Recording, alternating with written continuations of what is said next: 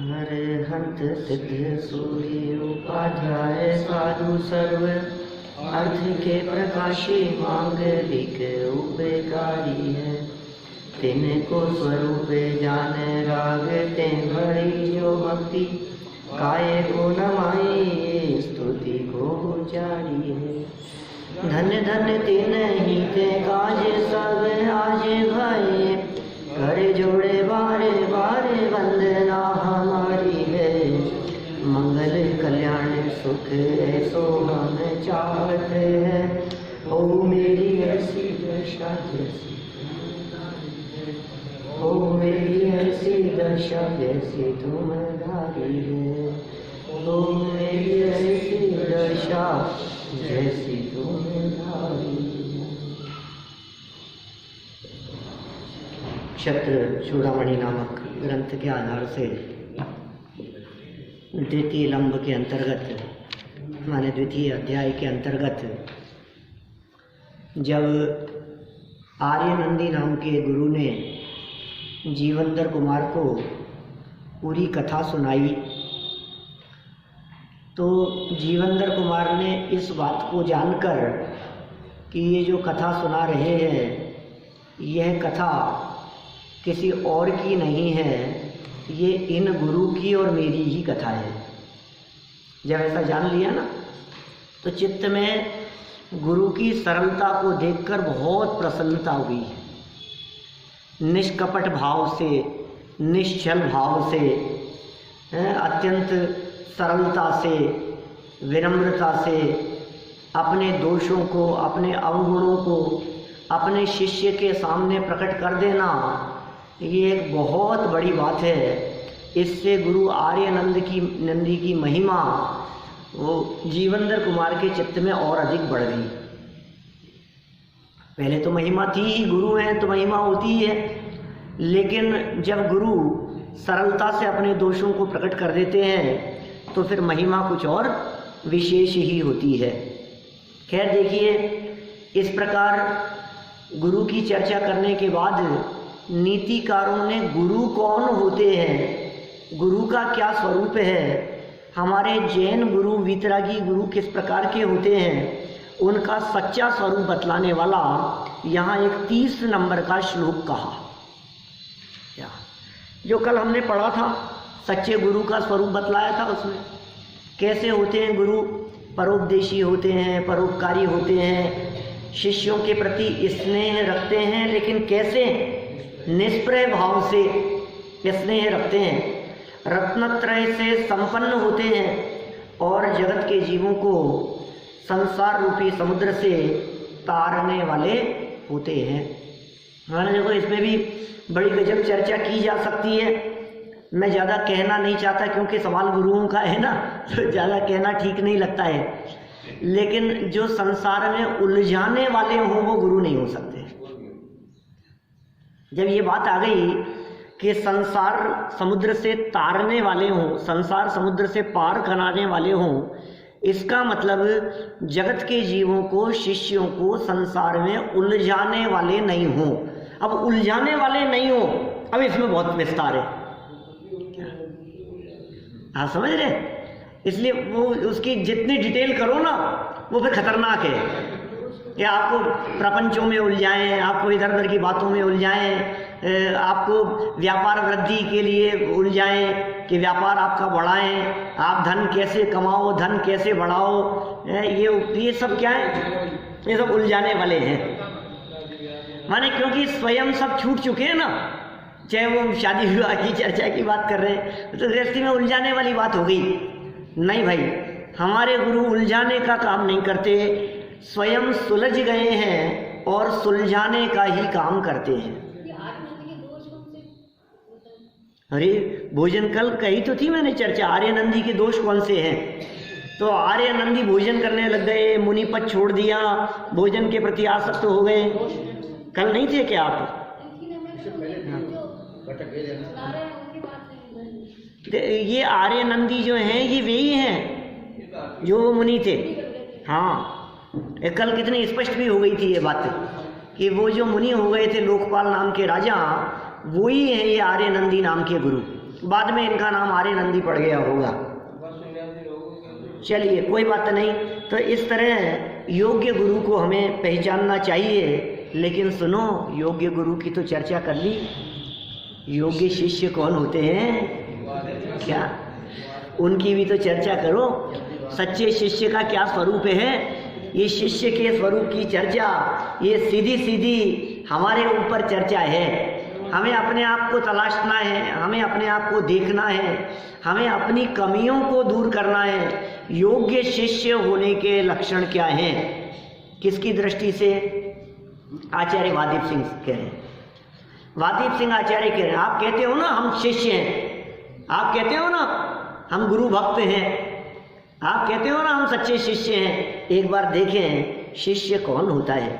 देखो, गुरु भक्तो भवाद भीतो विनीतो धार्मिक सुधीर शांत स्वांतो तंद्रालु शिष्ट शिष्योस्य मिष्यते। क्या कह रहे हैं? नीतिकारों का श्लोक है। नीतिकार कह रहे हैं गुरु का स्वरूप भी नीतिकारों ने कहा था पीछे, और यहाँ शिष्य का स्वरूप भी वही कह रहे। शिष्य नहीं, सच्चे शिष्य। शिष्य तो सब कह देंगे हम इनके शिष्य, हम इनके शिष्य, लेकिन भाई कौन होता है?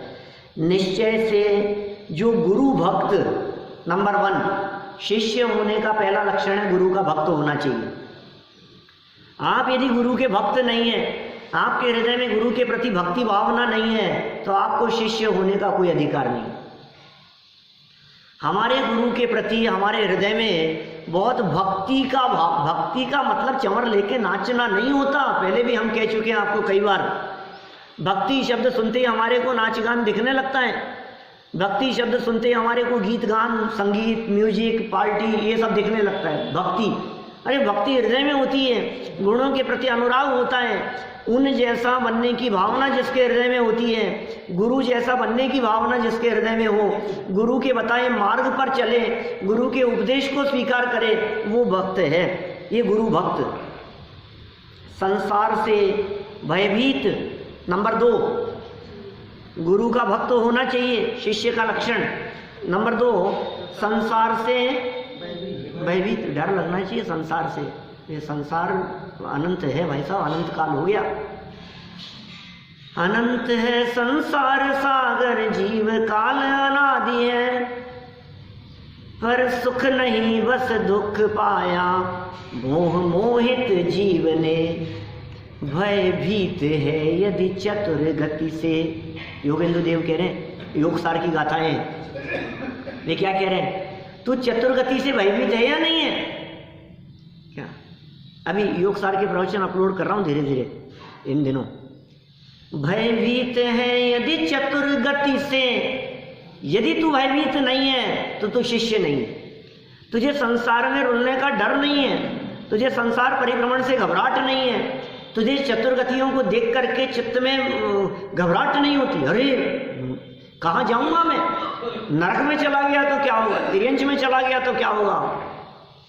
नर भव चूका फिर तो चारों गति दुख पाए। सोचो आप, चारों गतियों में भरमाएगा, दुख पाएगा, अनंत संसार में परिभ्रमण करेगा।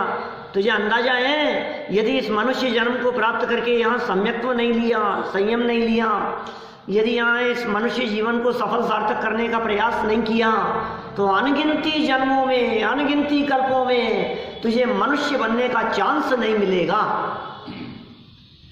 ये मनुष्य बनने का चांस नहीं मिलेगा। और फिर तिर्यंचों के दुखों की तो आप कल्पना नहीं कर सकते हो। बेचारों में बुद्धि नहीं, क्षयोपशम की मंदता है, क्या करें। ज्ञानावरणी का अल्प क्षयोपशम है, संसार से पार होने का, किनारा लगने का कोई चांस नहीं है वहां। नारकियों को लड़ने से फुर्सत नहीं है, तिर्यंचों में बुद्धि नहीं है, देवों को भोगों से फुर्सत नहीं है, और यहां सर्व अनुकूलता मिल गई है तो समझना चाहता नहीं है। क्या करें, हमारे पास में क्या कमी है? बुद्धि भी है, समय भी है, सामर्थ्य भी है, सब चीजें हैं, सर्व प्रकार की अनुकूलताएं हैं, समझना नहीं चाहता है। तो क्या नियम बतला दिया, कौन सच्चा शिष्य हो सकता है? बोले भयभीत है संसार से, संसार से जिसे डर लगता है। जो संसार से डर लगने का मतलब आप जानते हैं क्या होता है? यद्यपि अभी अपन यही चर्चा कर रहे हैं, ये नीचे सरल अर्थ में भी इन शब्दों की चर्चा कर सकते हैं अपन। संसार से भयभीत का मतलब क्या होता है? संसार क्या चीज है? संसार है जेल। जेल का नाम है संसार। 4 गति की जेल है।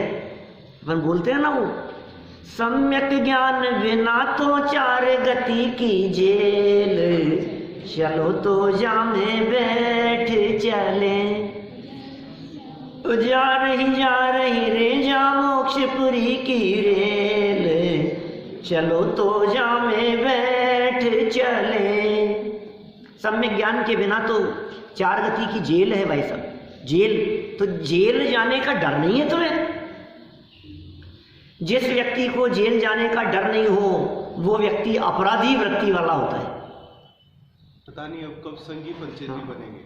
बोलो, ये मनुष्यपना छूट जाने के बाद पंचेंद्रीपना दुर्लभ है, त्रसपना दुर्लभ है।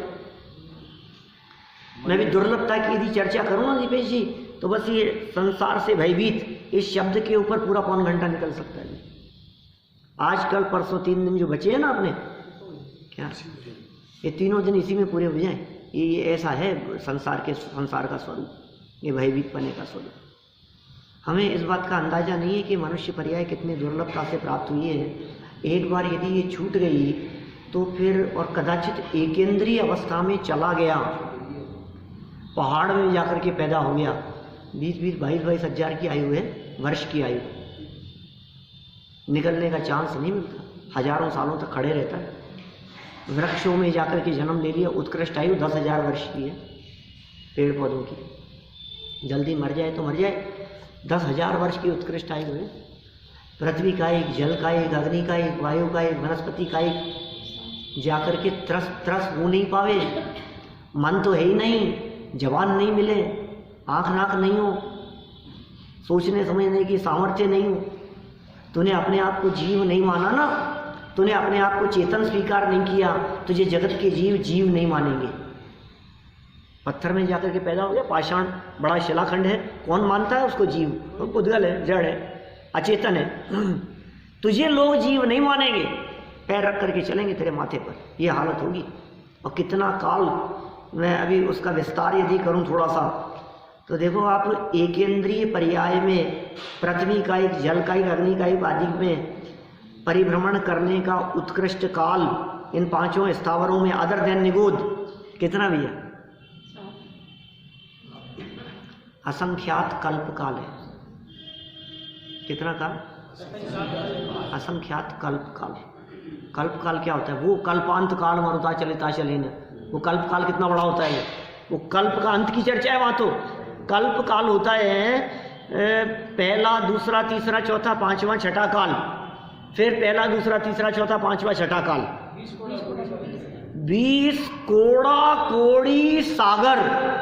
क्या? एक सागर नहीं, 2 सागर नहीं, 3 सागर नहीं, 4 सागर नहीं, 5, 50, 100, 200, 500 सागर नहीं, 1000 सागर नहीं, करोड़ सागर नहीं, करोड़ गुना करोड़ कोड़ा कोड़ी सागर नहीं, एक कोड़ा कोड़ी सागर एक बार, फिर करोड़ गुना करोड़ दूसरी बार, फिर करोड़ गुना करोड़ तीसरी बार, ऐसे 20 बार कोड़ा कोड़ी सागर बीते तो होता है एक कल्पकाल।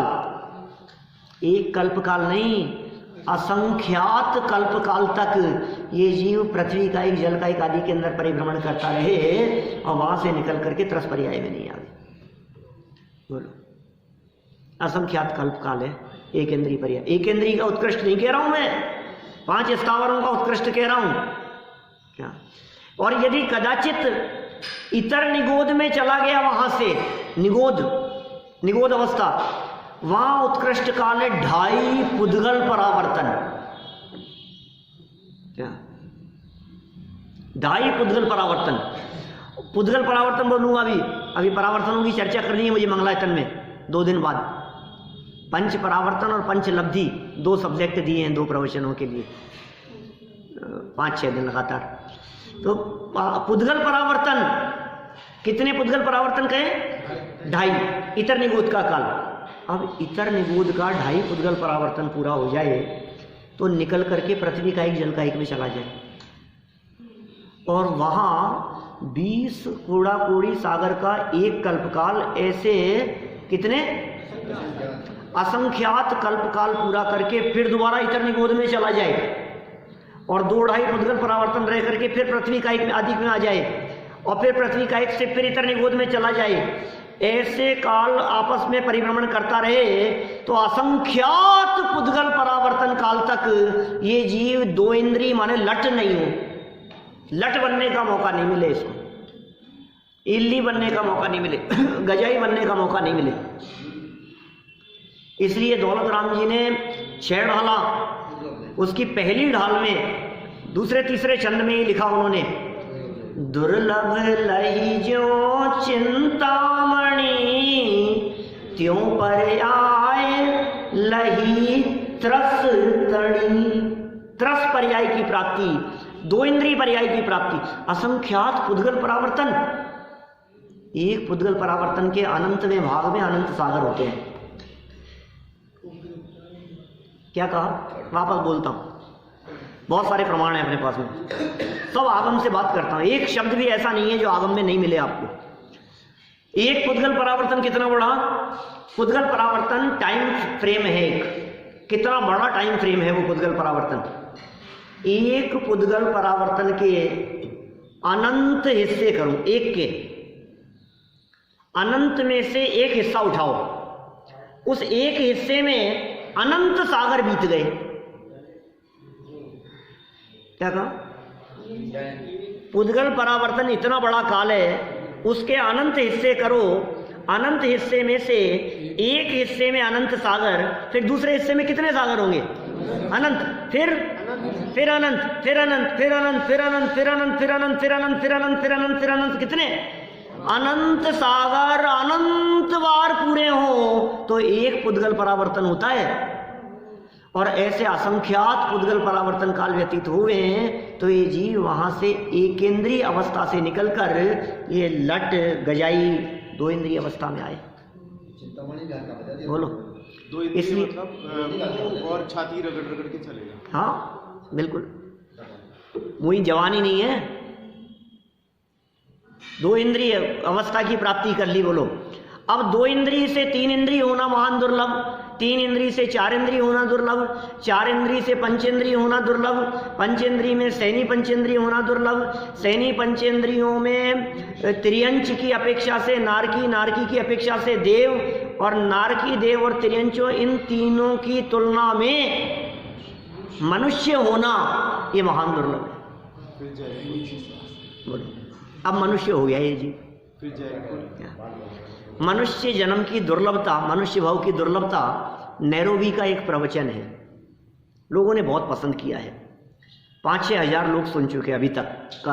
हाँ, मनुष्य भाव की दुर्लभता नैरोबी का है, 5-6 महीने हुए हैं अभी, तो इतना आप उसको एक बार सुनेंगे ना आपके रोंगटे खड़े हो जाएंगे, ऐसी हालत है। एक बार पता तो लगे हमारे को हम कौन सी जगह पर। अब सुनो, मनुष्य तो बन गए, किसी रेलवे स्टेशन पर चले जाओ, बस स्टैंड पे चले जाओ, व्यस्त चौराहे पर चले जाओ, सब मनुष्य ही तो हैं। एक ट्रेन में अभी आज रिजर्वेशन कराने के लिए जाते हैं तो ट्रेन फुल मिलती है, वेटिंग में नंबर आता है। ये क्या है, हजारों ट्रेनें चल रही हैं, किसी ट्रेन के अंदर खाली नहीं मिलती है आपको सीट। ये कैसे है ये हालत। अभी मनुष्य तो बहुत हैं, उन मनुष्यों में कितने मनुष्य ऐसे हैं जिन्होंने जैन कुल में जन्म लिया। 700 करोड़ में से 1 करोड़। बोलो, अभी अभी इस उपलब्ध दुनिया की बात कर लो जो है, 700 करोड़ में 700 करोड़ में से 1 करोड़, 1% हो गया क्या? क्या 1% की बात कर रहे हो? 7 करोड़ होगा। पॉइंट्स में भी 7 करोड़ होगा, 1% भी 1 करोड़ हमारे परसेंट निकलता ही नहीं, कहाँ लगाओगे आप? अच्छा, इतने जैन, इतने जैनियों में से कितने दिगंबर जैन, और इतने दिगंबर जैनियों में से कितने जैन मंदिर आने वाले? मुश्किल 5 लाख। जैन मंदिर आने की फुर्सत नहीं है। कितने लोग ऐसे हैं जो अपने आप को जैन ही नहीं मानते? अपन तो सब हैं, अपन तो सब मानते हैं, जैन नहीं मानते अपने आप। फिर जैन मंदिर आने वालों में से भी कितने लोग ऐसे हैं जो प्रक्षाल करते होंगे, जो पूजन करते होंगे, कुछ हजार। अब बहुत कम लिमिटेड रह गए ना। अब उनमें से भी कितने ऐसे होंगे जो समझने की रुचि रख करके समझने आकर के बैठते होंगे दीपेश जी? सैकड़ों में से कोई। सुनो, ये संख्या की जो कमी दिखती है ना, ये दुर्लभता को बतलाती है। न केवल दुर्लभता को बतलाती है, वैल्यू को बतलाती है। वैल्यूएबल है, कीमत है। जो जितने कम है उस चीज की कीमत उतनी ज्यादा है। आप आज मार्केट से समझ लीजिए शक्कर गायब कर दो, शक्कर के दाम देखो आप कितने हो जाएंगे। गुड़ नहीं मिल रहा है मार्केट में, गुड़ के दाम देखो कितने पहुंच गए। लौकी नहीं मिल रही है मार्केट में, धनिया नहीं मिल रहा है मार्केट में, धनिया के भाव कितने। जो चीज कम होगी उसके दाम बढ़ते चले जाएंगे। एक नगर में, एक गांव की बात करो, एक गांव में सब्जी की दुकानें सैकड़ों हो सकती है, लेकिन डायमंड की दुकानें सैकड़ों गांवों में एक आध होगी। उसकी कीमत है, उसकी वैल्यू है।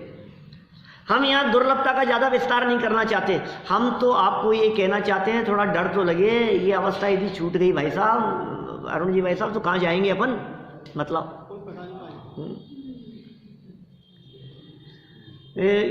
यदि नर भव चूक गया तो भव भव पछताएगा, और नर भव पाया भी तो जिन श्रुत ना पाएगा।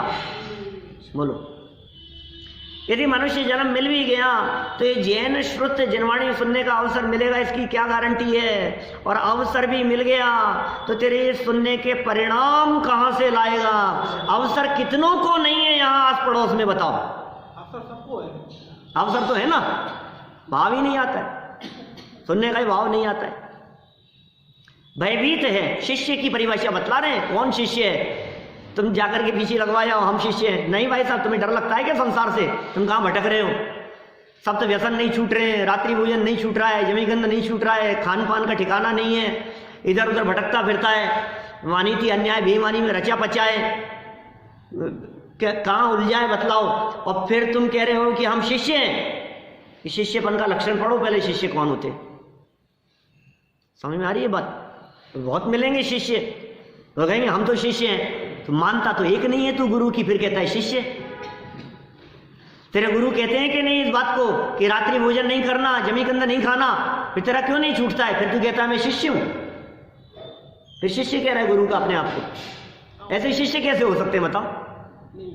आज आपको समाज में आप ज्यादा परिचित हैं लोगों से व्यक्तिगत, कितने लोग ऐसे हैं जो अपने आप को गुरु भक्त होने का दावा करते हैं और रात को खाना खाते हैं? बोलो आप। अब ये क्या कह रहे हैं यहाँ पे? मैं कौन कहने वाला किसी के बारे में कि कौन है कि नहीं है? सब अपना अपना निर्णय खुद करें। गुरु के बताए हुए मार्ग पर नहीं चलें तो आप शिष्य कैसे हो? दो बातें कही है अभी तक यहाँ। पहली बात कही है, एक तो गुरु का भक्त। शिष्य होने के लिए भक्ति होनी चाहिए मन में, उनके प्रति बहुमान का भाव आना चाहिए, संसार से भयभीत तो होना चाहिए। मैं दुर्लभता के संदर्भ में ज्यादा विस्तार नहीं कर रहा, 1 घंटे का व्याख्यान है वो, है ना, और कई घंटों चर्चा की जा सकती है। दुर्लभता का इतना मैटर है, इतनी चर्चा करो आप, कितना दुर्लभ, और इतने उदाहरण हैं दुर्लभता के लिए। एक एक बात को खोल खोल करके बतलाओ तो ऐसे कानों से कीड़े झड़ने लगे, ऐसी हालत है। लेकिन होना चाहिए कभी कभी, कभी कभी दुर्लभता की ऐसी चर्चाएं भी होनी चाहिए जिससे कि थोड़े परिणाम शिथिल पड़ रहे हों तो वापस पुनः जागृति आए। ऐसा क्यों होता है? इतनी मुश्किल से तो मन मिला, और फिर मन मिलने के बाद कहता है मन लगता नहीं है, मन से परेशान हो रहा है। अरे देखो, लगाता नहीं है, पुरुषार्थ की कमी है। ये कह रहे हैं इतनी मुश्किल से तो मन मिला, फिर होता क्यों नहीं है? फिर मन लगता क्यों नहीं? फिर कहता है मन नहीं लग रहा है हमारा। लगाता नहीं है तू। अभी प्रवचन में आकर के बैठे कोई, आकर के उससे नींद आ जाए, नींद आने लगे, झपकी लेने लगे, और कोई व्यक्ति उससे ये कहे कि यार नींद, कि नहीं, क्या रुचि नहीं है कि तुम्हारे, नींद क्यों आ रही है? कि नहीं, रुचि तो है, आज थोड़ी क्या थकान ज़्यादा थी, सफ़र से आए थे, ऐसा हुआ था, इसलिए थोड़े नींद आ गई। तो हम कहते हैं सुनो, अब आप सफ़र से आए थे ना, अब आपको यहाँ से उठने के बाद में झपकी आती है कि दूसरे काम करते समय, घर गृहस्थी के काम करते समय यदि तुम्हारे को नहीं आ रही है, इसका मतलब तुम्हें ये बहुत अच्छी जगह मिल गई है, शांत वातावरण सोने के लिए। तुम बहाने बना रहे हो, तुम थकान का बहाना बना रहे हो, तुम काम का बहाना ऐसा कह रहे हो, नहीं आज थोड़ा सा गया, रात को नींद नहीं आई, रात को तबीयत ऐसी खराब रही, क्या पिताजी साहब, तो ऐसा हो गया, इसलिए थोड़ा सा सुस्ती आ रही है, इसलिए थोड़ा सा हमारे को झपकी आ गई, नींद आ गई, नहीं आज ऐसा हो गया था, ऐसा हो गया था। कि सुनो, अब यहाँ से उठ करके तुम जब जाओगे, निकलोगे, तब भी यदि तुम्हारे को नींद आती है, तब तो बात बराबर है। लेकिन दूसरी जगह तो कहीं आवे नहीं और यहीं बैठ करके आए, इसका मतलब है कि भाई साहब पुरुषार्थ की कमी है, पुरुषार्थ की कमी है। सो पुरुषार्थ जगाओ। देखो पहले एक बार ये अन्वयार्थ पढ़ लेते हैं अपन, क्या क्या बातें थोड़ी पता तो लगे अपने को, नंबर दिमाग में याद करते जाना, फिर नीचे सरल अर्थ पढ़ूंगा तो फिर दोबारा याद कराऊंगा। पहला, निश्चय से गुरु भक्त,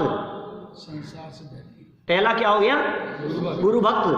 दूसरा क्या, संसार से भयभीत, डर लगना चाहिए। हम तुम्हारे को डरा नहीं रहे, डर करके दूसने लगे, आज बहुत घबराहट हो रही है, आज तो ऐसे डर की बात नहीं कर रहे। डर का मतलब ये है स्वच्छंद होकर के प्रवृत्ति नहीं हो, क्या अयत्नाचार पूर्वक प्रवृत्ति नहीं हो, असावधानी पूर्वक प्रवृत्ति नहीं हो, माने निर्भीक होकर के सप्त व्यसनों में प्रवृत्ति नहीं हो, संसार शरीर भोगों के प्रति विरक्ति का भाव, डर तो लगना चाहिए तुझे, यार मैं पाप कर रहा हूं, पाप का डर नहीं लगे तुझे, पाप करते हुए तुझे घबराहट नहीं हो, तो फिर तू शिष्य कैसा शिष्य है कि भयभीत, संसार से भयभीत। नंबर 3, विनयी, विनयी होना चाहिए। नहीं गुरु जी मैं नहीं मानता आपकी ये बात, नहीं भाई ऐसा नहीं चलेगा, विनयवान होना चाहिए। फिर धर्मात्मा, शिष्य तो है, सच्चे शिष्य की चर्चा चल रही है और धर्मात्मा नहीं है। इधर हम शिष्य तो हैं लेकिन बूचड़ खाने खोल रखे, अरे वाह, हमारे तो बिजली सी चमड़े का है, हमारा तो जूतों की दुकान है हमारी, तो कौन सी, महावीर शू है, boot house, Mahavir boot house, क्या नाम है साहब, महावीर भगवान चलाते हैं हमारी तो दुकान, जूते बिकवाएगा महावीर भगवान से। महावीर रबड़ी आलू प्याज की सब्जी है, देखो क्या हाल है, क्या करें, ये महावीर भगवान का नाम बदनाम नहीं कर रहे हम, धर्मात्मा होनी चाहिए। फिर उत्तम बुद्धि वाला हो, बुद्धि से उत्तम होना चाहिए। नंबर डालते रहना आप अपने दिमाग में, नीचे पढ़ेंगे भी। उत्तम बुद्धि वाला हो और हृदय का शांत हो, हृदय में शांति हो, अंदर में शांति नहीं है, कैसे शिष्य हो सकते हो? गुरु के सामने जब बैठे हैं ना तो फिर मोबाइल नहीं है, गुरु के सामने बैठे हैं तो फिर मोबाइल नहीं बजेगा क्या? भगवान के मंदिर में बज जाता है, दर्शन करते करते बज जाता है, नहीं। हृदय में अत्यंत शांति, हमें कुछ नहीं, घर की चिंता, परिवार की चिंता, वो ये कई काम है, अब ये तो इनका तो व्याख्यान चल रहा है, अब हमें ऑफिस जाना है, अब देर हो रही है, अब इसका कुछ नहीं। गुरु के चरणों में जो बैठा है उसका हृदय अत्यंत शांत है, शांत होना चाहिए, हृदय का शांत, आलस्य रहित। आलसी की बात नहीं है, जो बहुत आलसी हो वे शिष्य नहीं हो सकते, क्योंकि अभी गुरु कुछ भी बात कहेगा और या सर आज नहीं कल कर लूँ क्या अरे जब तुझे आज होमवर्क दिया है, कोई काम तुझे आज बतलाया है, तू प्रमाद क्यों करता है? गुरु के उपदेश को पालन करने में प्रमादी नहीं होता, आलसी नहीं होता। उत्तम आचरण वाला हो वो हो। उत्तम आचरण वाला कैसा होता है? उत्तम आचरण किसे कहें? जो आचरण जगत में अन्य लोगों के माध्यम से निंदनीय ना हो, उस आचरण का नाम है उत्तम आचरण। उत्तम आचरण की क्या परिभाषा बनाएं बोलो? जो एक श्रावक के योग्य आचरण हो, जो एक जैनी के योग्य आचरण हो, जिसे देख करके, जिस आचरण को देख करके लोग उंगलियां न उठाएं, जो आचरण सदाचारमय हो, जिस आचरण को देखकर, जिस प्रवृत्ति को देखकर लोग घृणाहीन दृष्टि से न देखते हों, वो सब उत्तम आचरण के अंतर्गत शामिल होगा। माने कुल मिलाकर के सदाचारमय प्रवृत्ति वाला व्यक्ति होना चाहिए। ये सब शिष्य के लक्षण हैं। और कहा वही सच्चा शिष्य है, अयम शिष्य है इष्यते, ऐसा ही शिष्य इष्ट है, ऐसा ही सच्चा शिष्य है, शिष्य। 26वें श्लोक में उत्तम आचरण की सारी बातें कहती। उत्तम आचरण वाला कैसा होना चाहिए। देखो कितनी बातें पढ़ ली अपन ने, अब पढ़ लें एक बार और सरल अर्थ में। मैंने ज़्यादा समझाया नहीं है आपको, समझ में वैसे आप लोगों की सब आ गई है, लेकिन ज़्यादा इन बातों को समझाया नहीं है, इन बातों को खोला नहीं है। लेकिन खोलना चाहिए, क्योंकि अपनी बातें, अपने सुधार की बातें, अपने जीवन में इनमें से यदि कोई भी माइनस पॉइंट दिखता हो तो उसे कैसे निकाला जा सकता है, यह जिम्मेदारी अपनी है। पहले तो आपने कहा था कि अपने बस में कुछ है ही नहीं। पुरुषार्थ है ना, हम तो सदा से पुरुषार्थ की बात कहते हैं। मुंह से कहना कुछ चाहते हैं, कुछ हो जाता है। कोई बात नहीं, उससे क्या फर्क पड़ता है। ये देखो इनका प्रश्न ये है, आपने पहले तो ऐसा कहा था कि साहब अपने बस में कुछ नहीं है। परिस्थिति आपके बस में नहीं है, यहाँ परिस्थिति सापेक्ष कुछ नहीं है। देखो आप यहाँ गुरु का भक्त होना, ये भक्ति आपके मन में है, परिस्थिति पर निर्भर नहीं करती है। संसार से भयभीत की बात कर ली, ये परिस्थिति पर निर्भर नहीं कर रही है। परिस्थिति सारी अनुकूल हो लेकिन संसार से डर लग रहा है, संसार से भयभीत। विनय अंदर की बात है, धर्मात्मा अंदर से होता है। उत्तम बुद्धि वाला परिस्थिति नहीं है, स्वयं की बुद्धि है, हृदय की शांत, परिस्थिति कैसी भी हो, मनस्थिति आलस्य रहित। परिस्थिति कैसी भी है लेकिन मैं प्रमादी नहीं हूं, मैं क्या करूं। परिस्थितियों ने तो बहुत मुझे तोड़ने का प्रयास किया लेकिन मैं नहीं टूटा। और उत्तम आचरण वाला, अब इसमें कहां ऐसी बातें जहां पराधीनता की बातें। परिस्थितियों में पराधीनता दिखती है क्योंकि वो हमारे कंट्रोल में है ही नहीं। यहां तो सारी बात अपने ऊपर लागू होगी। कोई कमी अपने में दिखती हो तो सुधार करने का प्रयास करना चाहिए। सरल अर्थ में वापस इन बातों को पढ़ लेते हैं, विशेष अर्थ में फिर इनको थोड़ा सा और खोलेंगे। जो गुरु भक्त, संसार से भयभीत, विनयशील, धर्मात्मा, सम्यक ज्ञानी, उत्तम बुद्धि वाले के लिए इन्होंने सम्यक ज्ञानी शब्द का प्रयोग किया। शांत चित्त, हृदय शांत, स्वांत है, हृदय की शांति, आलस्य रहित और उत्तम आचरण वाला है, उसे ही सच्चा शिष्य कहते हैं। इसका मतलब जिनका आचरण अच्छा नहीं है वे भी सच्चे शिष्य नहीं है। शिष्य तो कह दो क्या। देखो एक बात और कहूं गजब की, जिनमें इस तरह के गुण नहीं है ना, कदाचित दुनिया उनके ऊपर उंगली उठाती हो और फिर वो गुरु से जाकर के कहे कि देखो तुम्हारा शिष्य क्या कर रहा है, तो गुरु भी कह देते हैं ये मेरा शिष्य नहीं है। कोई व्यक्ति यदि खोटा काम करे और आपसे आकर के ये कहे कि देखो महाराज जी आपका शिष्य क्या काम कर रहा है, तो आप कहोगे यार ये ऐसा काम करने मेरा शिष्य नहीं है। वैसा गुरु भी ऐसे शिष्यों का नाम उल्लेख करता है जो शिष्य कुछ आगे बढ़ गए हो। ये हमारे शिष्य हैं, ये हमारे शिष्य हैं। क्यों? ये तुम्हारे शिष्य हैं। और उनको भी तो तुमने पढ़ाया था ना, जो रोज रात को खा रहे हैं, उनको भी तो तुमने पढ़ाया था ना, जो जुआ खेल रहे हैं। अरे हमने तो इनको पढ़ाया था जो ये विद्वान बन गए हैं, ये हमारे शिष्य हैं। ये ऐसा ही जगत का स्वरूप है। तो थोड़ी चर्चा और गहराई से कर लो इसके बारे में। गुरु की भक्ति के संदर्भ में, गुरु भक्ति हो और विनयशीलपना नहीं हो, ये इंटरकनेक्ट भी हैं एक दूसरे से। जहाँ भक्ति होगी, गुरु की भक्ति, अब देखो मैं इनको सबको जोड़ने का प्रयास करता हूँ, इन सब लक्षणों को सुनना, देखो मजा आएगा आपको। गुरु भक्त, गुरु की भक्ति है तो सच्ची भक्ति जब प्रकट होती है तो उन जैसा बनने की भावना होती है। उन जैसा बनने की भावना नहीं हो तो तुम उनके भक्ति ही नहीं हो। तो भक्ति में क्या हुआ? उन जैसा बनने की भावना। तो गुरु बनने की भावना का मतलब ये, संसार से डरेगा तब तो गुरु बनेगा, मुनि बनेगा, साधु बनेगा। तो जहां गुरु के प्रति भक्ति है वहां भय अपने आप शामिल हो गया। क्या भयभीत यदि नहीं हो तो फिर ये गुरु भक्ति कैसी होगी?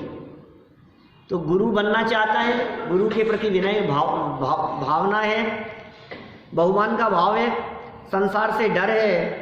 अब गुरु के बताए हुए मार्ग पर चलेगा नहीं तो संसार से डर के भी क्या हो जाएगा? विनयशीलता आ गई उसमें, गुरु के बताए हुए मार्ग पर चलकर। अब जो विनयशील भी है, गुरु का भक्त भी है, संसार से भयभीत भी है, ये तीन लक्षण उसमें दिखाई दे रहे हैं। वो जीव धर्मात्मा होगा ही होगा, वो धर्मात्मा हो गया। और जो धर्मात्मा हो गया वो सम्यक ज्ञानी है, उसका चित्त शांत है, वो प्रमादी नहीं हो सकता और उसका आचरण उत्तम होगा। क्या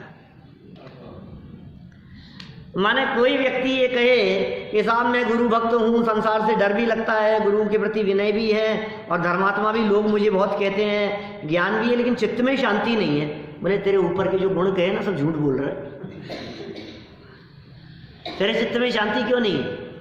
कि नहीं, चित्त में शांति भी है लेकिन क्या है, इतना आलस है ये, अपने से तो काम होता नहीं है, अपने से ये प्रमादी है, नहीं हो सकता। इतने सब हो और आचरण उत्तम नहीं हो, हीन आचरण हो। आलस्य ये भी तो है कि पहले जरूरी काम निपटा लो फिर जाएगा बंदे। हाँ, ये भी प्रमाद है।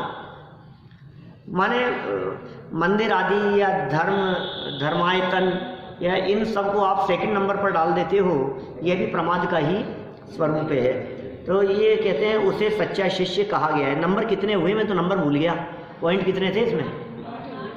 8 हैं पक्का? 8 ही है। बहुत सुंदर है। जिसके जीवन में 8 हैं उसके ठाठ हैं, और जिसके जीवन में 8 हैं, समझिए 8 कर्मों का अभाव करके अष्टम भूमि पर जाने का वो पात्र जीव है, सिद्धालय में पहुंचने का पात्र जीव है वो। शिष्य तो वही है, गुरु के बताए हुए मार्ग पर चलकर।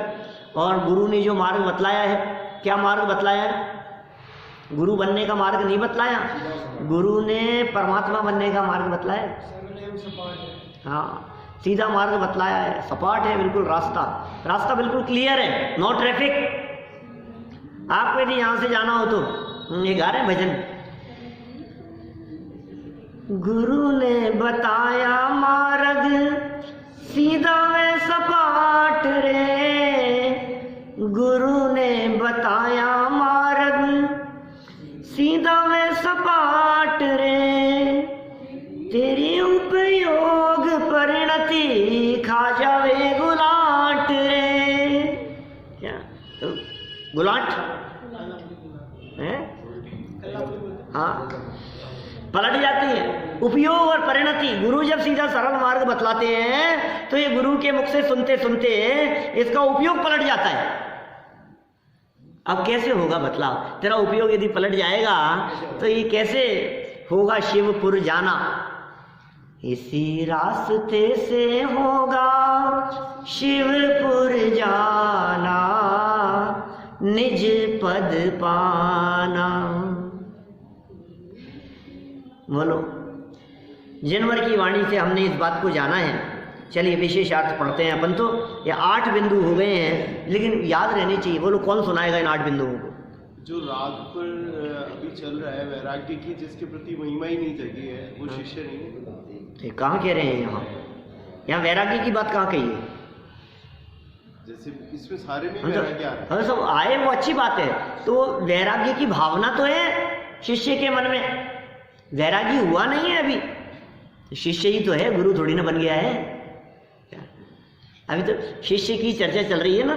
सुनाओ भाई, सुनाओ, कौन सुनाएगा? 8 बिंदु। नंबर पहला, गुरु भक्त। कौन, किसकी चर्चा चल रही है? गुरु भक्तों की चर्चा नहीं चल रही है, शिष्य की चर्चा चल रही है। हम शिष्य हैं तो गुरु भक्त है। संसार से भयभीत होना चाहिए। नंबर 3, विनयशील होना चाहिए। फिर धर्मात्मा होना चाहिए, विनयशील भी है। विनय में आज्ञाकारिता का गुण शामिल है।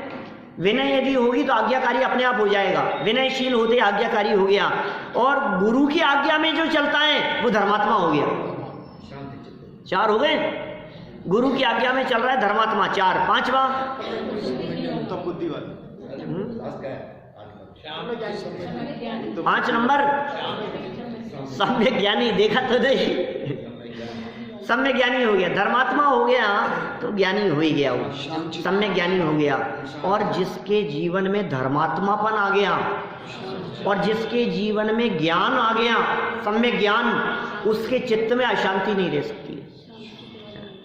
बड़ी से बड़ी विपदाएं जीवन में आ जाएं, बड़े से बड़े संकट जीवन में आ जाएं, लेकिन जो शिष्य हैं, जो गुरु का भक्त है, समझ लीजिए संसार से भयभीत है, जो विनयवान है, जो धर्मात्मा है, जो सम्यक ज्ञानी है, उसका चित्त शांत हुए बिना नहीं रहेगा। अरे हम तो ऐसा कहते हैं, ये बातें ख्याल में आ जाए ना, इतनी सी याद आ जाए तो चित्त में शांति हो जाए। खेती की है तो फल तो आएगा, माने उसके जीवन में अपने आप ही शांति आ जाती है। आप किसी भी परिस्थिति में हो, दुकान में आग लग गई, घर में किसी की डेथ हो गई, किसी का अटैक आ गया, बहुत बड़ा संकट आ गया, बिजनेस में एकदम झटके से लॉस लग गया, जवान बेटे का मरण हो गया, कुछ भी तो हो सकता है।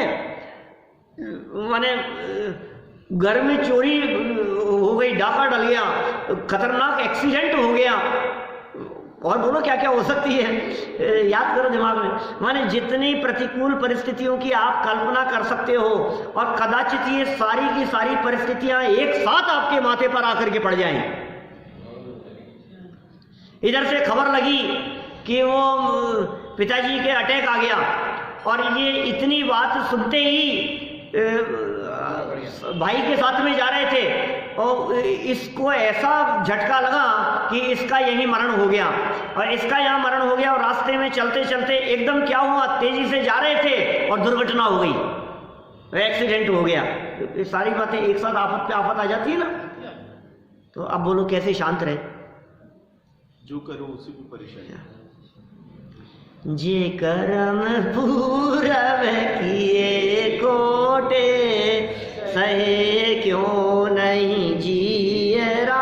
शांत है चित्त, जो होता है सो होने दो, होनी को स्वीकार करो, चित्त में शांति है, कोई बात नहीं। गुरु ने बतलाया मार्ग, अनहोनी होती नहीं और होनी कभी टलती नहीं। अनहोनी कुछ नहीं हुई है, होनी कभी टलती नहीं है। मैं कहाँ अपना अपना कह करके मरे जा रहा था, एक बार गंभीरता से विचार करना, चित्त में शांति हुए बिना नहीं रहेगी। ये चित्त शांत है, गुरु के स्मरण मात्र से चित्त शांत हो जाता है। और फिर 6 हो गए यहाँ तक। फिर आलस्य होना चाहिए, नहीं आलस्य रहित, प्रमाद से रहित, 7वां पॉइंट। और 8वां पॉइंट उत्तम आचरण। प्रमाद रहित भी कहने पर इसका भी अर्थ बतलाता हूँ। देखो आपको, प्रमाद रहित का अर्थ लोग ऐसा समझते हैं, जल्दी उठता हूँ और कितना काम करता हूँ मैं, अपने काम में ढीलापन नहीं है। वो क्या समझता है, आलस्य रहित है, और सब काम इतना एक्टिव होकर के करता है, और फिर जब गुरु के सामने आकर के बैठता है तो फिर सारी थकान निकालता है। मैंने कोई काम बतला दो आपको, सारे काम हो जाएंगे, आप जिम्मेदारी तो दो हमारे को, कुछ भी आलस का काम नहीं है कि सुन भाई, गुरु का उपदेश सुनने में आलस्य नहीं हो, उसका नाम निष्प्रमादी है। जगत में आलसी हो जाए, दुनियादारी के काम करने में प्रमादी हो जाए, उससे कोई फर्क नहीं पड़ता है।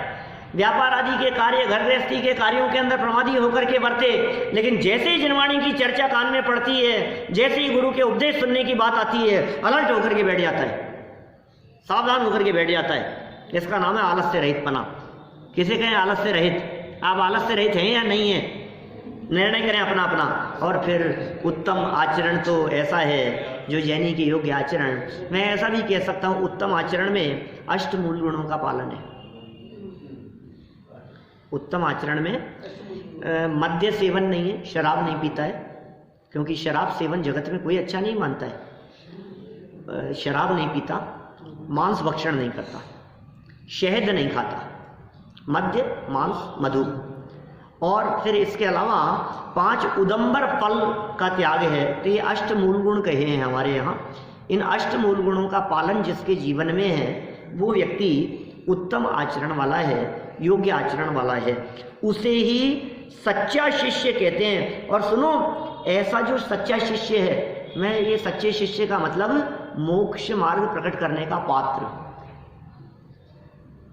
ये तो पात्रता की चर्चा चल रही है। तो ऐसे शिष्यों का यहाँ स्वरूप कहा है। विशेषार्थ में इन बातों को कुछ और ढंग से खोला है। अपने जीवन में इस दिन 8 में से कुछ ना हो तो प्रकट करने का प्रयास करना, किसी की यदि कमी हो तो उसे डेवलप करने का प्रयास करना, क्योंकि सच्चा शिष्य ही, सच्चा गुरु भक्त ही आगे वो मुक्ति का कारण बनता है, मोक्ष मार्गी होता है। ये बात आगे कहना चाहते हैं। हम यदि वास्तव में जीवन में मोक्ष मार्ग प्रकट करना चाहते हैं, सुखी होना चाहते हैं, तो दुर्लभ जीवन के दुर्लभ क्षणों को हम बर्बाद न करते हुए अपने जीवन को सफल सार्थक करें। इस भावना से बात को यहीं विराम देता हूँ।